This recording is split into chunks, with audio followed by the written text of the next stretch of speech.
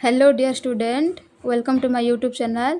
आज भिडियो आम डिस्कसन करवा नॉमिनल जीडीपी एवं रियल जीडीपी मध्य पार्थक्य कौन रही। नॉमिनल जीडीपी आम क्या कहवा एवं रियल जीडीपी आम क्या कहवा। नॉमिनल जीडीपी होउछि नाममात्र मोट घरोई उत्पाद वर्तमान बजार मूल्य मपा जाइथिबा एक निर्दिष्ट समय मध्य एक देश उत्पादन करुथिबा सामग्री एवं सेवागुड़िकर यह होउछि मोट मूल्य। अर्थात यह वर्तमान बजार मूल्य मपा जाइथिबा एक निर्दिष्ट समय मध्य एक देश उत्पादन करुथिबा सामग्री एवं सेवागुड़िकर मोट मूल्य हेउछि नॉमिनल जीडीपी।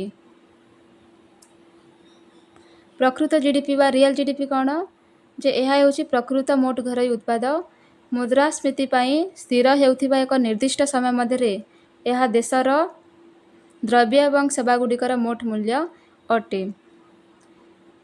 तो साधारणतः यह है पार्थक्य जे नॉमिनल जीडीपी आम क्या कहवा, रियल जीडीपी आम क्या कहवा।